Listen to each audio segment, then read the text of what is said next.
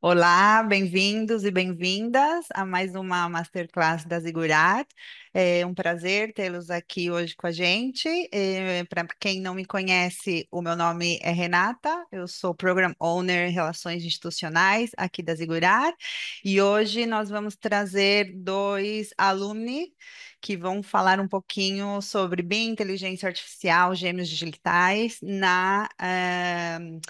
criação de soluções em manutenção preditiva. Para quem está chegando agora e ainda não nos conhece, a Zigurat é um instituto online de formação que oferece masters e pós-grados, cursos, nas áreas de arquitetura, engenharia, gestão e tecnologia. Nós estamos há 20 anos, mais de 20 anos no mercado, e o nosso objetivo é sempre trazer uma formação especializada, muito técnica e muito prática para os nossos profissionais. A nossa sede está aqui em Barcelona, contamos com mais de 20 mil pessoas na nossa comunidade e um corpo docente internacional também que está ativo em várias partes do mundo. Essa masterclass de hoje, ela é um oferecimento do nosso Master em Inteligência Artificial para Arquitetura e Construção, e por isso eu gostaria de chamar o meu colega Eduardo Pinheiro, que vai dar uns highlights para você sobre este programa da Zigurat. Edu, passo a palavra para você. Muito obrigado, Renata. Boa tarde a todos e todas. Desde o Departamento de Admissões, agradecemos aí a presença de todos vocês nessa Masterclass. É um prazer estar aqui com vocês, onde hoje vamos explorar, né, o potencial transformador da tecnologia na construção e manutenção de ativos, né, especialmente com o uso do BIM, inteligência artificial e gêmeos digitais. O que estamos vendo hoje, né, como soluções de manutenção preditiva, está baseados em IA, não apenas na inovação, e sim vislumbrar todo esse futuro imediato no setor. Então, sobre a nossa formação, a gente vai abordar tudo isso, né? E é um master que vai começar em novembro, ele é 100% online, com sessões ao vivo semanais, onde há 4 grandes blocos, onde vocês vão abordar toda a parte desde fundamentos técnicos da IA, né, até a aplicação de forma bem prática em setores reais, né, ou seja, de uma forma bem prática, né, e além disso, nossos alunos, ao finalizar essa formação, têm direito a uma dupla titulação e para mais informações, caso vocês desejem, é só escanear o QR Code que aparece aí na tela e teremos um enorme prazer em atendê-los. Obrigado e os desejo uma excelente Masterclass. Obrigada, Edu. Eu também vou deixar daqui a pouquinho o link para quem não conseguir escanear o QR Code. Para quem quiser pedir mais informações, é só entrar no link. E agora eu apresento oficialmente a Masterclass para vocês, com o tema Construindo o Futuro com BIM, Inteligência Artificial e Gêmeos Digitais, Soluções de Manutenção Preditiva. Hoje temos aqui com a gente o Alisson de Assis. Ele é engenheiro de estruturas na Araxá Engenharia e é especialista em Python, Machine Learning e visão computacional. Também temos o Carlos Gonçalves, engenheiro civil e diretor do Departamento de BIM e Inovação da KTL Portugal. Alisson está no Brasil, Carlos está em Portugal. Depois vocês comentam aqui para a gente de onde vocês estão nos assistindo hoje. E sem mais demora, eu passo a palavra para o Carlos. Bem-vindo, Carlos, é um prazer recebê-lo com a gente hoje. Olá, bom dia. Ora bem, vamos tentar então passar-vos aqui o que nós aprendemos, né, o que nós desenvolvemos aqui para os nossos convidados e vamos tentar ser objetivos e espero que seja do vosso agrado. Eu vou começar por apresentar isto foi desenvolvido em grupo, ou seja, sou eu, o Carlos, o Elson que já está aqui connosco. Já além de nós dois, tínhamos a Carla Trova, a Paula e o Ricardo Mota que fizeram parte deste grupo. Não estão aqui presentes, mas fizeram parte do desenvolvimento deste trabalho. Pronto, como a Renata já disse, isto é sobre a integração de BIM, gêmeos digitais e inteligência artificial. E para quê? Para manutenção preditiva na construção civil. Okay, vamos apresentar um caso prático relacionado à construção de edifícios, mas depois, pronto, depois pode ser alargado para outros âmbitos. Este trabalho foi desenvolvido no âmbito do curso que desenvolvemos sobre inteligência artificial aplicada à construção, dado pela Zigurat. Por isso, força, Alison, vamos começar.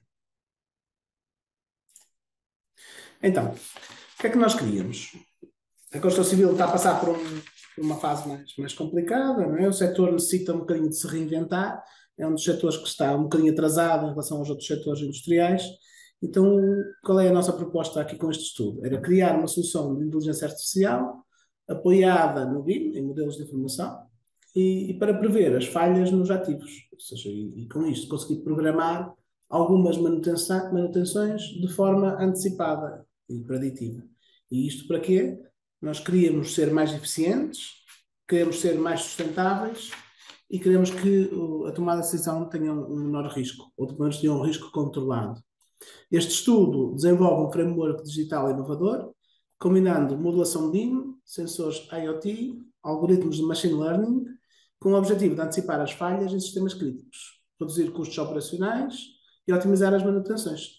Esta abordagem é uma resposta às exigências de um futuro mais eficiente e mais sustentável. Pelo menos era essa a nossa ideia quando começámos a desenvolver isto.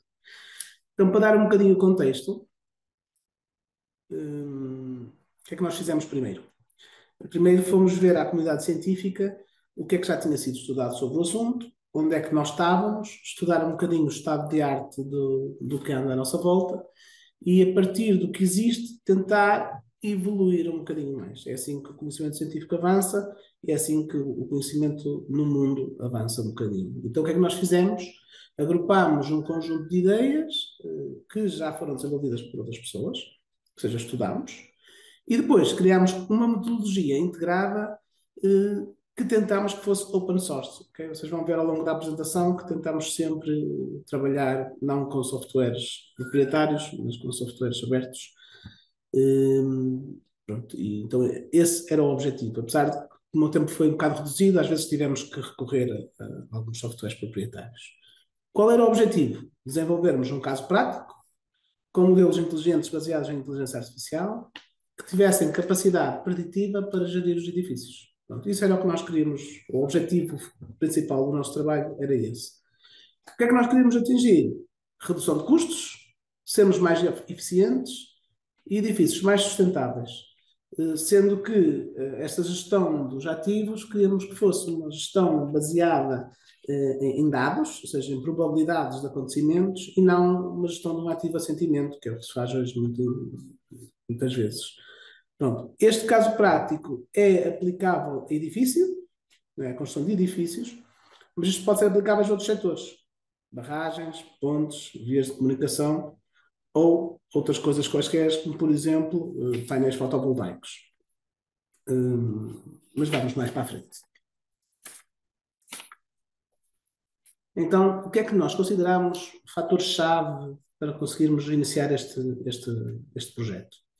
Os dados. Ou seja, o verdadeiro segredo de um processo de inteligência artificial é termos bons dados para analisar. Ou seja, se tivermos bons dados, conseguimos criar modelos que nos vão dar boas previsões.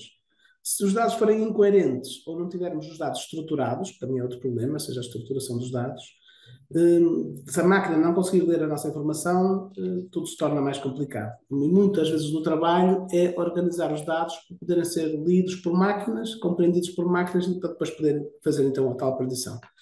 Nós acreditamos que este método vai mudar a forma como as pessoas vão fazer a gestão dos ativos. Né? E quando eu falo este método, pode não ser este especificamente que eu vou aqui apresentar, mas o conceito que está por trás deste método que estamos aqui a apresentar. Ou seja, o conceito da gestão de edifícios vai mudar. Pronto, é um método que nós desenvolvemos, poderá haver outros, mas o conceito que está por trás é que eu acho que é verdadeiramente importante. Depois, para nós fazermos isto, tivemos que ter conhecimentos em BIM, okay? Tínhamos que ter isso já algo consolidado. Conhecimentos de programação são importantes, só não diria fundamentais. E depois, o curso que fizemos na Zigurat sobre inteligência artificial aplicada à construção abriu-nos aqui um bocadinho o leque, a visão que nós tivemos sobre como aplicar e as dificuldades de aplicar ou não a inteligência artificial nos nossos modelos. Baseámos, vou aqui só destacar dois trabalhos que foram desenvolvidos por outras pessoas, que são muito interessantes e que nos ajudaram a desenvolver esta metodologia também, porque nos apoiámos também neles. Um é do Calvetti, do Hipólito de Souza, sobre o Incremental Digital Twin Framework, e outro é sobre o Ítalo Santos, é do Ítalo Santos, sobre Machine Learning em avaliação de projetos de aeroportos. Pronto, com base nisto, então vamos então começar o nosso caso prático. Então, nós desenvolvemos o método em 4 fases. A primeira etapa era o desenvolvimento e ajuste dos modelos BIM. A segunda etapa, integrar o Digital Twin e fazer os treinos do modelo de IA. Depois, na terceira etapa, monitorizar os equipamentos de forma constante para poder correr os modelos de inteligência artificial em simultaneidade, conseguirmos realizar a análise preditiva constantemente. E numa quarta etapa, então, é a atualização da informação dos modelos de IA no nosso modelo BIM, de forma a que a informação consiga chegar ao utilizador de uma forma fácil e facilmente legível. Ou seja, são 4 etapas, nós decidimos que tem 4 etapas, nós agora vamos explicar cada etapa destas, como é que isto foi feito. E podes passar, Alessandro, se faz favor. Então, como é que nós, falando na primeira etapa, que é desenvolvimento e ajuste do modelo BIM. Então, primeiro, criámos o nosso modelo BIM da fase de projeto, o PIM. Com quê? Com os requisitos de informação, com o EIR, que define os Exchange Information Requirements do cliente, e que tem as informações exigidas, ou seja, informações geométricas, as propriedades dos elementos, algumas especificações técnicas dos equipamentos, respondendo ao level of information need que o cliente necessita para aqueles objetos. Esta é a primeira etapa desta primeira fase. De seguida, ajustámos o nosso modelo BIM, já numa fase de obra, né? Ajustámos o nosso modelo BIM conforme executámos, ou seja, o posicionamento da máquina, acertámos o posicionamento, a marca do equipamento que estava em projeto pode não ser a marca que realmente aplicamos, então metemos a marca que realmente aplicamos e podemos, por exemplo, usar um formato COBie, que é um formato também aberto, de manutenção, que tem vários parâmetros, por exemplo, COBie Component Name, COBie Component Serial Number, se virem ali nas propriedades do objeto que está selecionado, esses COBie Component Name Type estão ali definidos, ou seja, estes parâmetros passam a estar associados aos objetos e isto seria a segunda fase, ou seja, munir o modelo com esta informação. Numa terceira etapa, entregamos o modelo as built com dados operacionais, o modelo AIM, ou seja, a parametrização necessária e condizente com aquilo que nós vamos medir com o IoT. Os sensores que aplicamos na obra, parametrizamos os nossos objetos para que depois essa sensorização possa ser migrada aqui para dentro do nosso modelo de informação. Ia passar ao Ellison agora para ele descrever as seguintes etapas. Bom dia, boa tarde a todos. Então, falando especificamente do desenvolvimento dos resultados obtidos, né? Então, para análise do estágio de maturidade do estudo proposto, né? Como comentado anteriormente pelo Carlos, a gente utilizou a metodologia IDTW, né? Incremental Digital Twin. Né? De acordo com a pontuação obtida na aplicação desse framework, né? Que avalia o nível de maturidade do projeto com base nas informações disponíveis, né? E na qualidade das informações disponíveis, o projeto ele foi classificado como um gêmeo responsivo, né? Mais adiante a gente vai falar sobre outros estágios, né?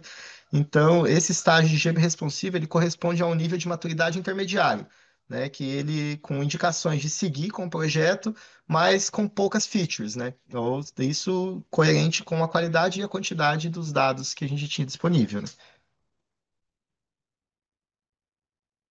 Então, aqui falando aqui, né, da análise exploratória dos dados, né, o nosso banco de dados, o banco que a gente utilizou, ele possui aproximadamente 50 sensores não identificados, isso foi um dos desafios que a gente encontrou, e 220 mil linhas, né? Então, conforme boas práticas, né, esse banco de dados ele foi dividido em 80% para treino dos algoritmos de machine learning e 20% para teste. Então, a variável dependente, ela era uma variável qualitativa, né, que ela classificava as bombas como status normal, em recuperação ou, né, quebrada, né?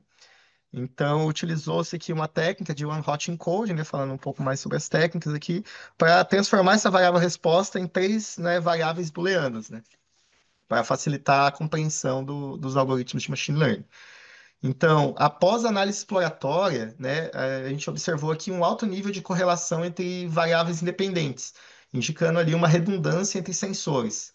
Então, observou-se também que haviam sensores que tinham 92% de correlação com a variável resposta. Então, que à primeira vista, né, indicaria que a sua suficiência para a elaboração de um modelo de previsão dessa variável resposta. Então, no histograma desse sensor escolhido, né, aqui à direita, na figura à direita, né, pode-se visualizar que há uma fronteira entre os dados com status normal e os dados com status de manutenção. Então, foram testados, né, três algoritmos de aprendizado de máquina, né, sendo eles ali a regressão logística, o KNN e o Randall Forest. As métricas de avaliação adotadas, elas levaram em consideração o número de falsos positivos, de falsos negativos e ou a relação entre esses índices. Então, essa avaliação, ela indicou uma aderência praticamente perfeita aos dados, né, apesar de terem sido tomados todos os cuidados, né, recomendados para evitar o overfitting, né? Então, na figura da esquerda, né, é possível ali observar uma das árvores de decisão encontradas pelo Randall Forest e o seu ajuste com o histograma dos dados. Né? Além disso, a avaliação da série temporal em simultâneo à variável resposta confirma, né, a hipótese inicial de que os modelos criados eles não são adequados para a previsão de falhas futuras, como era pretendido inicialmente, mas sim apenas identificam que houve a falha e as consequências dessa falha nos sensores. Né? Isso também pode ser observado a partir do padrão da variação dos dados dos sensores, que apresenta uma variação brusca, né, sem qualquer tendência. Então, né, para contornar essa dificuldade, né, para fins didáticos, né, nesse cenário, nós propusemos ali um dataset alternativo que poderia ser obtido a partir de uma instrumentação IoT, né, com sensores que fossem capazes de medir horas de funcionamento, temperatura, pressão, vibração, entre outras variáveis relevantes, né, e com identificação, né, para uma interpretação física dos resultados.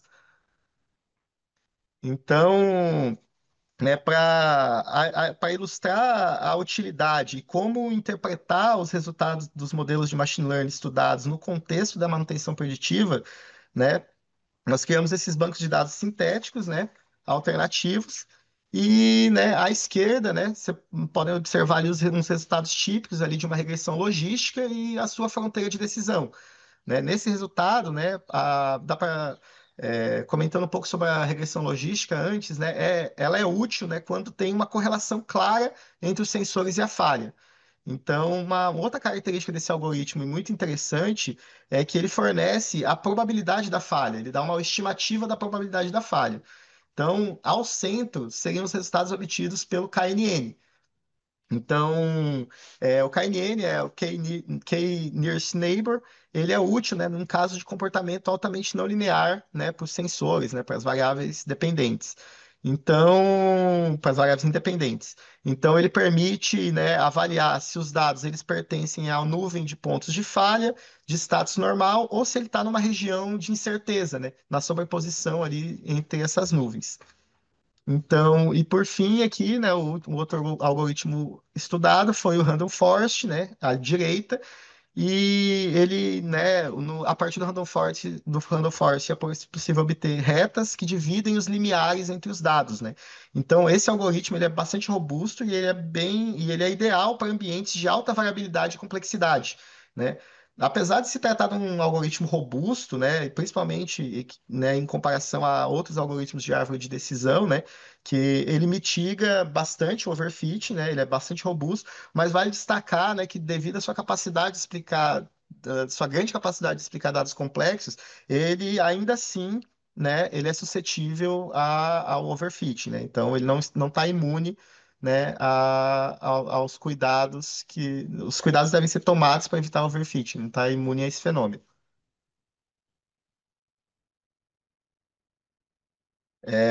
Aplicou-se também, né, a esse banco de dados sintético, o algoritmo SciMax, né, que consiste no modelo estatístico de séries temporais. Daí, os resultados, né, da aplicação desse algoritmo nos nossos dados, eles demonstram que os sensores de rotação por minuto, vazão e vibração, eles mantêm uma tendência estável, né, indicando uma operação normal para os próximos 6 meses. Por outro lado, a variável temperatura apresenta uma tendência crescente significativa, sugerindo aí a necessidade de uma manutenção preventiva. voltar a palavra ao Carlos. E então, aqui na quarta etapa, né? Portanto, o Alessandro apresentou a segunda e a terceira. Aqui na quarta etapa, portanto, falámos na atualização, visualização e gestão, na atualização dinâmica do modelo BIM, com a informação então estudada pelos modelos. Ou seja, os modelos de IA processam os dados em tempo real e identificam os equipamentos que necessitam de manutenção ou não. Ou seja, o modelo de inteligência artificial é treinado para poder depois identificar na sensorização que é aplicada e se nessa sensorização identificar alguns padrões, então despoleta sim uma necessidade ou não de haver uma manutenção. Pronto, isto depois é materializado via IFC, em que fomos, por exemplo, ali, mostra-se ali a linha 677, em que vamos ao elemento e dizer que em vez de ser um não, passa a ser um sim, ou seja, o modelo de IA diz-nos que este equipamento precisa de manutenção, vamos ao IFC, trocamos esse parâmetro de não para sim, além deste parâmetro, podem ser alterados também os outros parâmetros, e integramos o IFC novamente dentro da nossa Common Data Environment e automaticamente, como já temos um filtro, se esse parâmetro estiver sim, a bomba fica amarelo, então a bomba deixa de estar verde e passa a estar amarelo.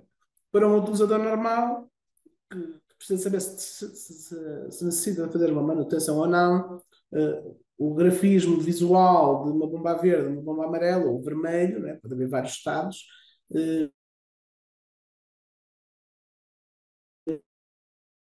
se necessário. Então, se nós. Podes passar, Alison, se faz favor.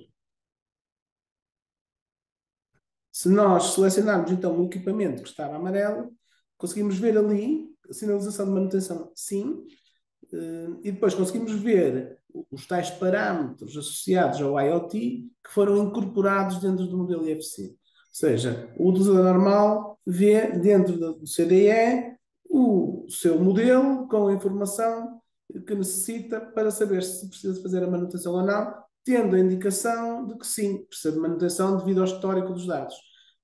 Claro que depois, isto pode ter também, por acaso aqui não está, mas seria uma melhoria, de termos também a probabilidade de ocorrência de falha. Ou seja, a tal probabilidade que o Alessandro falou atrás, depois de ser incorporada aqui, para depois o gestor humano conseguir decidir se faz a manutenção ou não faz a manutenção.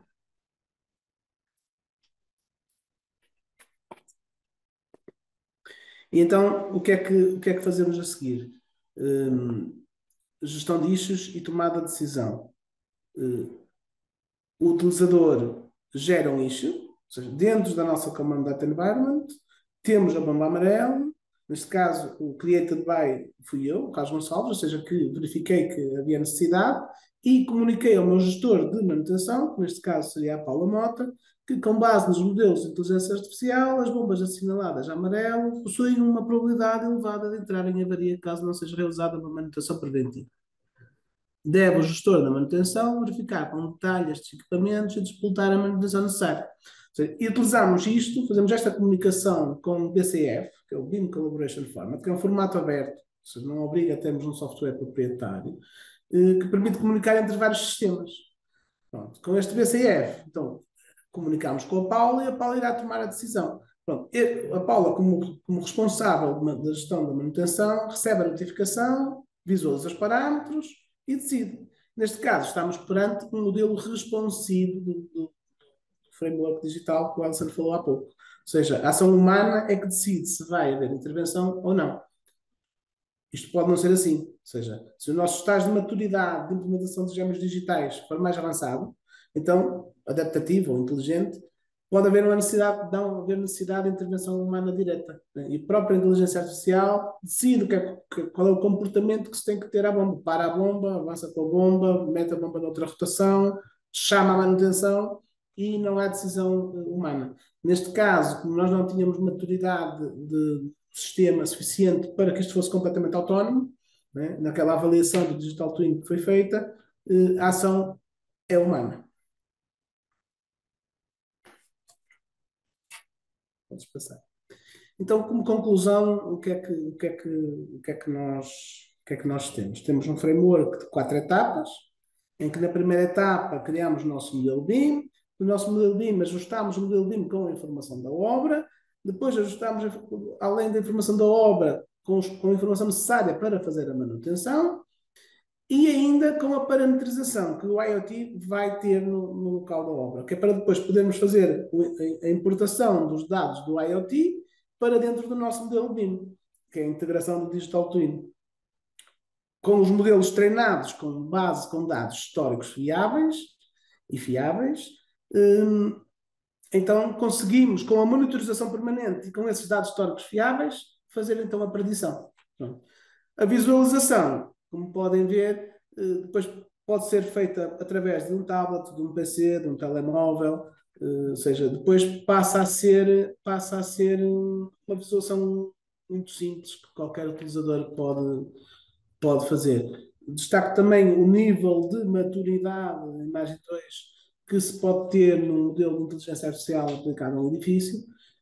Pronto, também em função, ou seja, quanto mais elevado o nível, mais sensorização temos que ter, mais capacidade de computarização temos que ter, os custos são mais elevados, temos que ter sempre um racional, mesmo a segurança da informação que se coloca no sistema.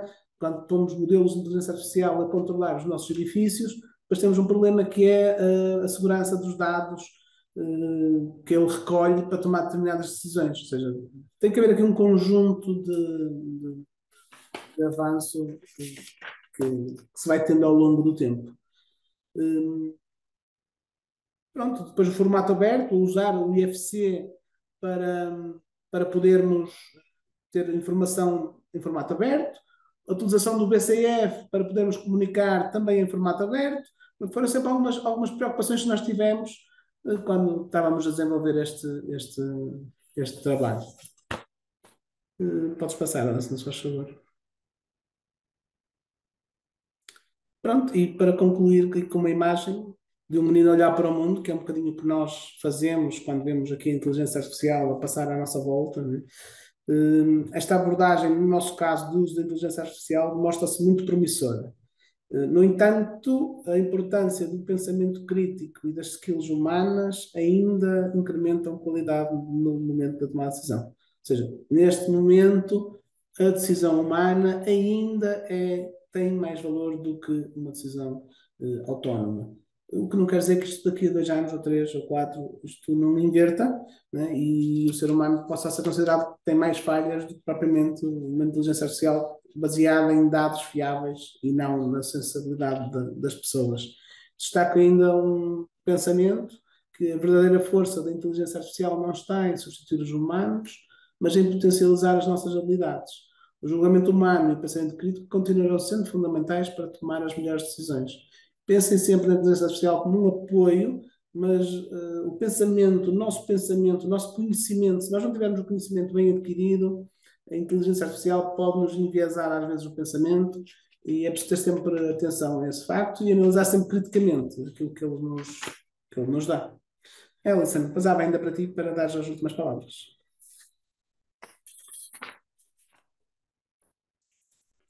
Então, falando aqui um pouco sobre os desafios que nós encontramos ali no desenvolvimento do projeto, né, eles estão relacionados principalmente, né, como a gente frisou em outros momentos, à qualidade e à estruturação dos dados e a dificuldade de encontrar ferramentas, né, principalmente open source, que sejam prontas, né, e personalizadas para a aplicação, né, da previsão, da análise preditiva ali em tempo real, né? Então tem algumas opções, já existem algumas, né, opções proprietárias e outras associações de softwares livres que permitem, né, executar a tarefa, como a gente demonstrou, mas essa também ainda existe esse desafio tecnológico, né? Então, falar um pouquinho também sobre trabalhos futuros, né, desprendimentos ali do que a gente elaborou até o momento. Daí seria interessante, né? A obtenção de bases de dados reais ali para a aplicação da metodologia e técnicas apresentadas, né? Então, é uma dificuldade. Então, a informação ela tem uma qualidade muito maior quando ela é projetada anteriormente, né? Então, você pensa os dados que você necessita, você projeta um instrumento, elabora um projeto de instrumentação para obtenção desses dados e tirada de conclusão né, posterior.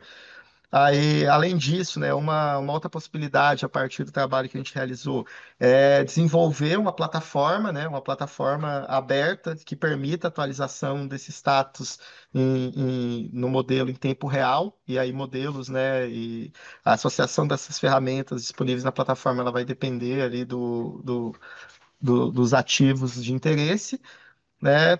Também é possível, a partir dessa metodologia ali, uma análise de confiabilidade, né, para prever redundância e antecipar falhas sem interromper a operação, né, ou impactar na operação. Então, você, com base na probabilidade de falha do seu ativo, você pode prever redundâncias já, né? Então, torna o processo bem mais racional. E além disso, a gente, como comentado inicialmente, a gente pode estender essa metodologia para outros conjuntos de ativos, né? Então, ou para uma edificação como um todo, né? E associar essas probabilidades ali, a intersecção dessas probabilidades.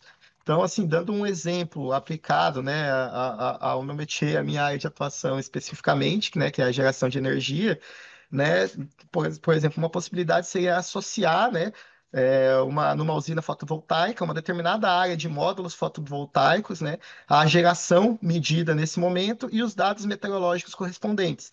Então, com isso, a gente calibraria um modelo de machine learning e essas relações elas vão servir para fazer previsões futuras com outras condições meteorológicas e identificar se há uma perda de eficiência na usina ao longo do tempo e identificar essa perda, né, projetar e antecipar ações, tentar identificar a causa dessas perdas, né? Então, aí para finalizar, né, comentando aqui sobre as principais referências, né, literárias que a gente utilizou, né, não só essas, mas acho que as que mais, né, guiaram o nosso trabalho, e agradecer a presença e a atenção de todos, Exigurati. Então, finalizamos por aqui. Obrigada, Carlos. Obrigada, Alisson. Muito interessante. Recordo a todos que estão aqui com a gente que o Alisson e o Carlos, eles estão apresentando o projeto prático que eles desenvolveram durante, né, ao longo, e apresentaram no final do programa de inteligência artificial que eles fizeram aqui na Zigurar. Então, esse foi o resultado que vocês acabaram de ver. É um trabalho em equipe, né, que vocês desenvolveram. Vocês gostariam de comentar um pouco como foi esse processo? Porque foram vocês dois, tem mais membros da equipe, né? Então, cada um tinha uma função. Como é que foi, essa dinâmica da colaboração no trabalho? Foi ótima. Foi ótima. Tivemos uma equipa muito boa. Todos fizemos um bocadinho de tudo, ou seja, uns tinham mais capacidades numas áreas, outros tinham mais capacidades noutras áreas. Isso faz parte dos trabalhos de grupo, faz parte de saber trabalhar com todos e saber trabalhar com um nível de conhecimento de todos. Pronto, às vezes nem sempre é fácil, mas nós conseguimos fazê-lo. E integramos toda a gente e toda a gente fez um bocadinho. Claro que dentro de cada área específica de cada um, alguns tinham alguns conhecimentos maiores numas áreas do que noutras, mas também foi isso, ou às tantas foi mesmo por isso, que conseguimos desenvolver este projeto. Porque se formos todos muito bons, mas é só numa área, não conseguimos desenvolver uma coisa que fosse transversal. Como tínhamos várias pessoas em áreas diferentes, em meios diferentes, em empresas diferentes, com visões diferentes, conseguimos todos trazer um bocadinho do nosso conhecimento próprio para evoluirmos aqui um bocadinho o conhecimento. Claro que depois isto pode evoluir, não é? Isto é uma metodologia que nós concebemos, ou seja, é uma ideia. Agora temos que aplicar, não é? Precisamos daqueles desenvolvimentos futuros. Mas o nosso trabalho, ou seja, toda a gente trabalhou bem, toda a gente deu o seu contributo e acho que estamos todos de parabéns porque temos conseguido trabalhar bem uns com os outros e acho que foi graças a essa colaboração eh, boa. Vou frisar colaboração porque a colaboração é uma palavra muito importante hoje em dia, que às vezes há muita gente que não sabe trabalhar em colaboração.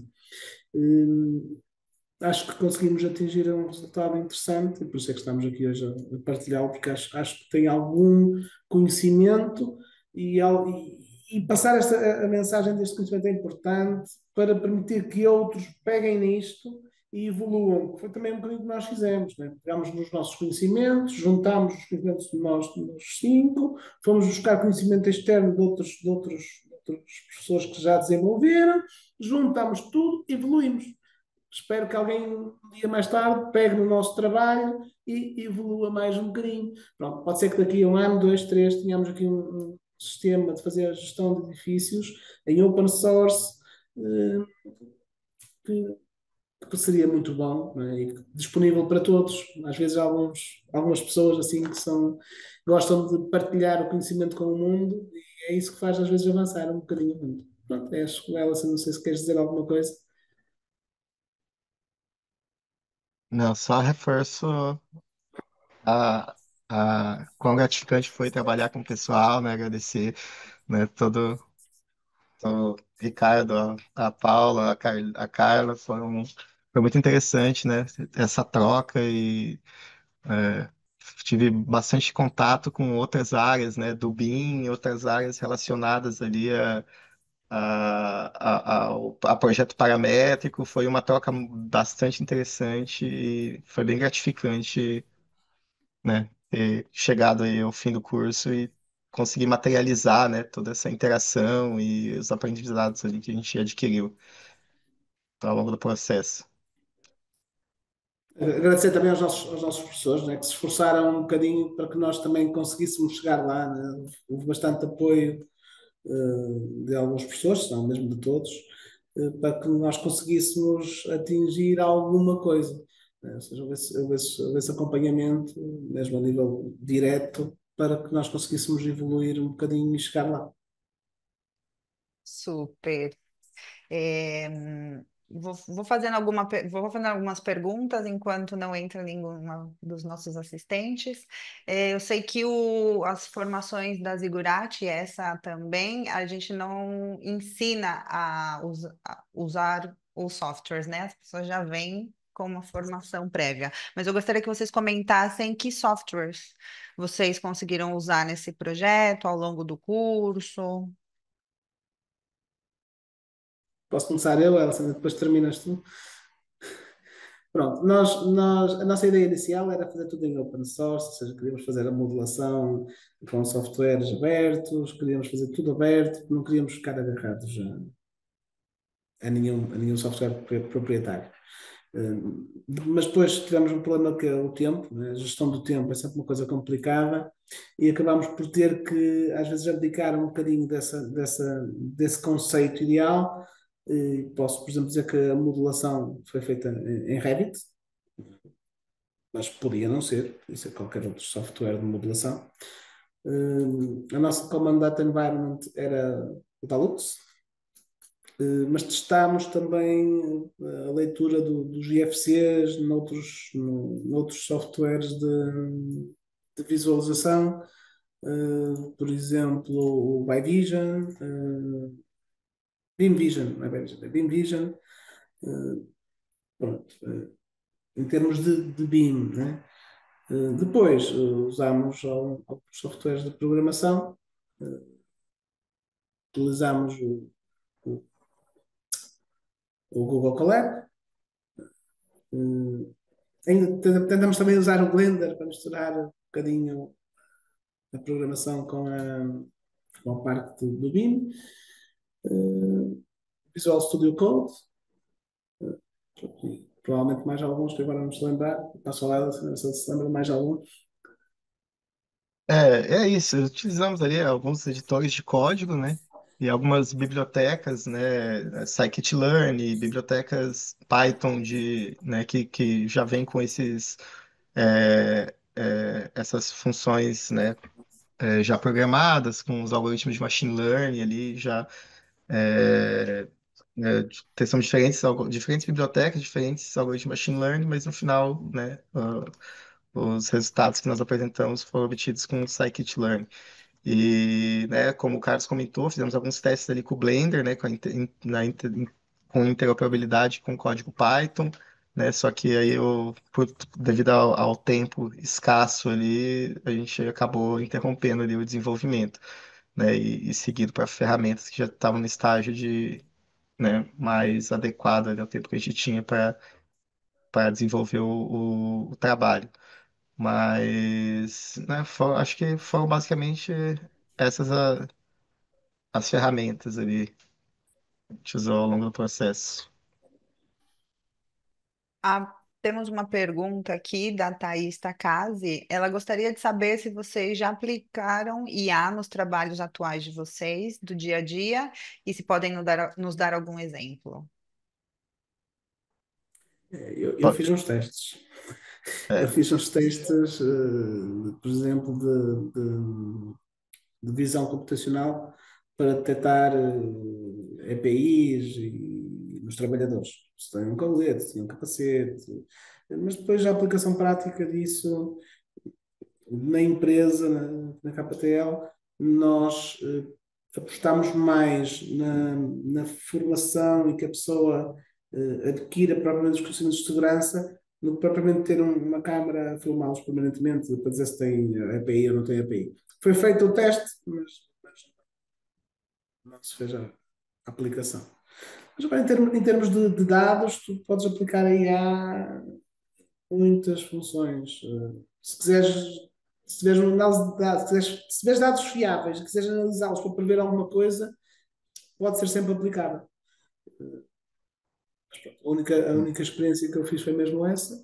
E, pronto, e o desenvolvimento desta metodologia, que quero continuar a desenvolvê-la aqui dentro da empresa, porque esta metodologia sim pode ter tem potencial comercial, e pode ser uma ferramenta muito útil dentro da construção. Nós, como entidade construtora, pode ser bastante útil fazermos um serviço. Porque o que os nossos clientes querem é que o edifício viva durante muito tempo e bem.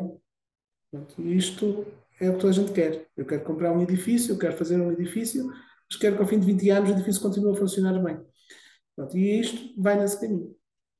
Pronto, Elsa, não sei se queres dar o teu exemplo. é, né, a gente acaba passando ali por né, pelo dilema ali de conceituar, né, o que é IA, assim, mas eu particularmente eu uso bastante, inclusive no dia a dia, né, para diferentes, né, modelos, né, de regressão, por exemplo, para tratar, eu trabalho na área de estruturas de geotecnia, na Araxá. Então, a gente faz bastante processamento, geração de superfícies de resposta para prever topo de rocha, por exemplo, né? A gente utiliza para processar e associar dados de sondagens com ensaios de laboratório. Tem, né, automações relacionadas ali à movimentação de terra, né, com algoritmos de otimização e processamento ali de dados. Trabalhamos com bancos de dados, então tem, né, mais recentemente os LLMs também, eles têm, né, esses Large Language Models, né, com a exemplo aí do ChatGPT, do Gemini, eles têm servido bastante, né, a nosso propósito, tanto para auxiliar no desenvolvimento de código, quanto para fazer processamento de dados estruturados, né? Então, muitas vezes a gente não consegue tratar os dados diretamente, né? Por exemplo, eu recebo informações de sondagens, né? Para digitalizar essa informação, né? Muitas vezes, né, é necessário uma estruturação prévia, né? Então, criar usar formatos estruturados, como Markdown, né? Outro formato estruturado bastante interessante, com bastante potencial, é o LaTeX, que produz documentos de texto, né, similares ao que a gente produz ali com o pacote Office, com Word, mas que é uma linguagem estruturada, que os modelos de linguagem conseguem atuar diretamente, atualizar informações, né, fazer análises, isso integrado com a comparação com valores normativos de referência. Então, né, é um conjunto de ferramentas, né? Então, na verdade, a partir do momento que a gente entende a nossa necessidade e tem contato ali com o potencial dessas ferramentas, a gente acaba é, conseguindo, né, agilizar o dia a dia bastante, né? Sempre nesse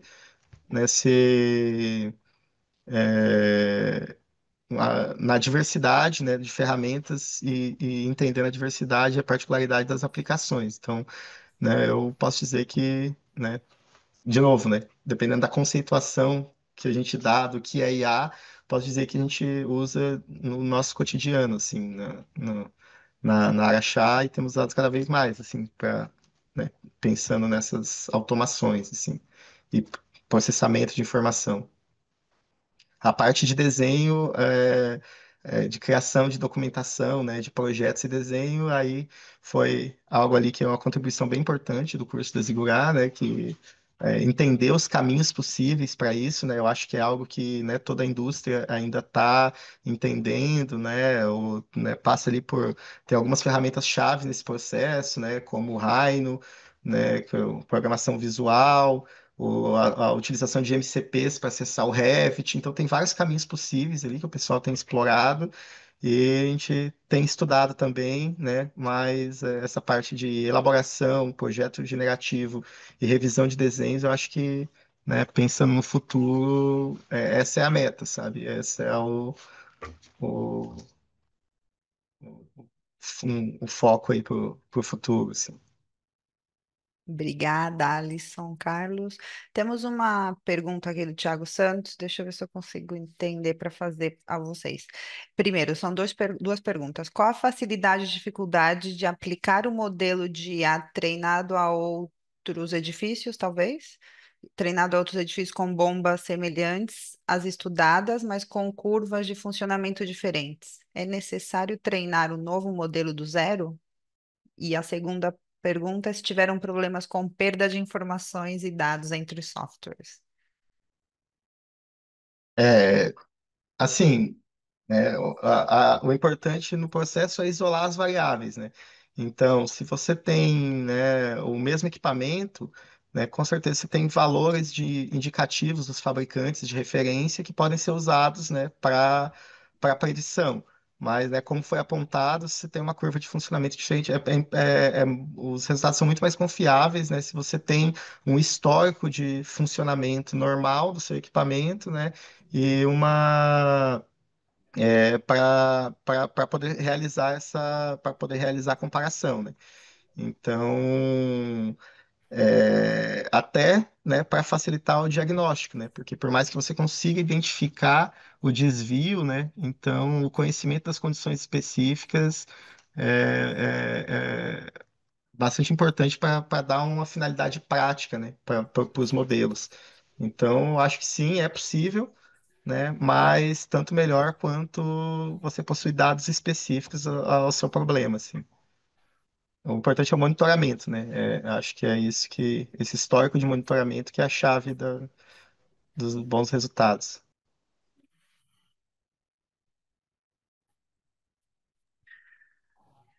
Ok.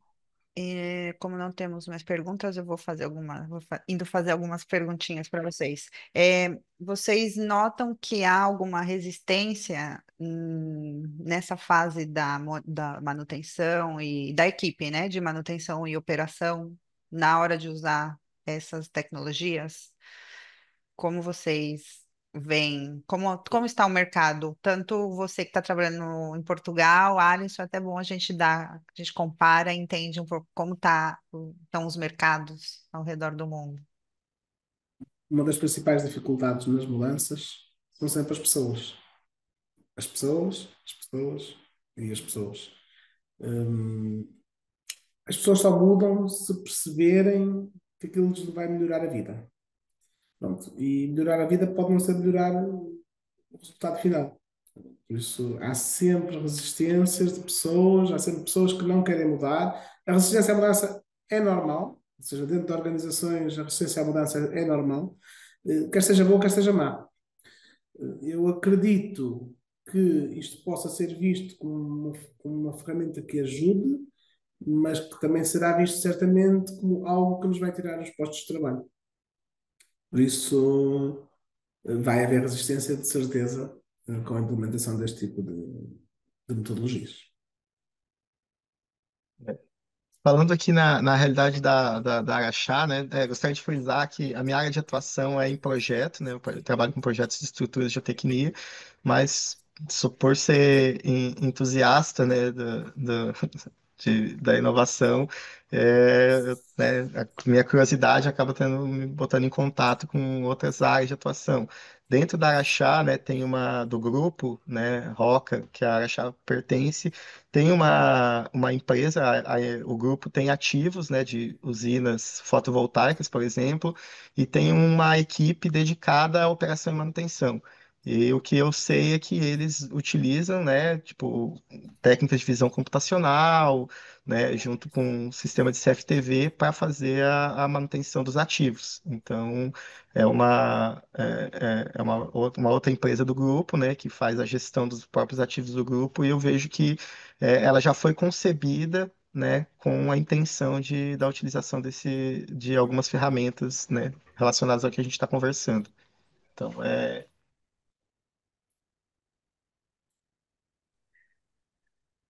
Obrigada, Carlos, Alisson, mais uma vez.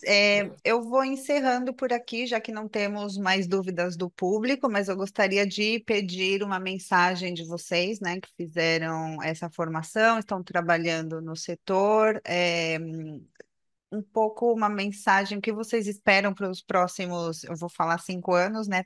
Temos muitas previsões para 2030. O que vocês esperam e qual tipo de perfil profissional vocês acham que vão estar mais em demanda no mercado, né? A gente fala muito de BIM de A. Vocês acham que esse é o futuro? Temos que juntar essas duas no momento para nos preparar um pouco mais? O mundo está a mudar muito. Por isso, a mensagem que eu deixaria, volta àquela palavra que já falámos há um bocadinho, que é colaboração. Pois ajudem-se uns aos outros, porque quando as pessoas se ajudam uns aos outros é tudo mais fácil.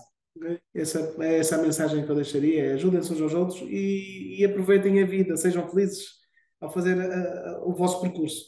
Essa é a mensagem que eu deixo para todos. Em termos de carreira profissional, sejam boas pessoas, sejam humildes, aprendam e evoluam. E isto já é, já é atual, ou seja, tem que ser. Eh, Sejam felizes e ajudem-se. É o que é aqui a minha deixa. É isso. Eu vejo que, né, a disponibilidade de recursos, né, ela é crescente, então são profissionais ali, né, com interesse, né, com buscar uma formação interdisciplinar, né, como o Carlos frisou, e interagir com outras disciplinas, né, eu acho que é bem importante, né, para poder resolver problemas reais. Então, mais nesse sentido, também um olho, né, para a colaboração, como o Carlos frisou também, as comunidades open source. Então, é aquela, né, a gente nem tem ideia do quanto que os desenvolvimentos que a gente tem hoje são mantidos e eles só existem por conta da colaboração de profissionais que nem são remunerados por esse trabalho, né, manutenção dessas bibliotecas, de todos esses recursos que são tão importantes ali, né, que permitiram a gente chegar nesse estágio de conhecimento e evolução. Então, né, valorizar, né, o conhecimento acadêmico, técnico e toda essa, né, e todos esses profissionais que fazem isso, né, na, basicamente pela paixão, assim, né, porque a gente é bem impressionante assim, se a gente for avaliar os números e tal, e o quanto que tudo que a gente tem hoje, né, vem a partir né, quase que exclusivamente do interesse e da dedicação, né, dessas pessoas, assim, colaboração. Obrigada, muito obrigada, Carlos, Alisson. Quero agradecer a todos os assistentes que ficaram com a gente até o final. Carlos, Alisson, obrigada por aceitar apresentar essa masterclass, foi muito interessante. A gente aprendeu muito com vocês hoje e a gente se vê na próxima. Até logo, tchau, tchau.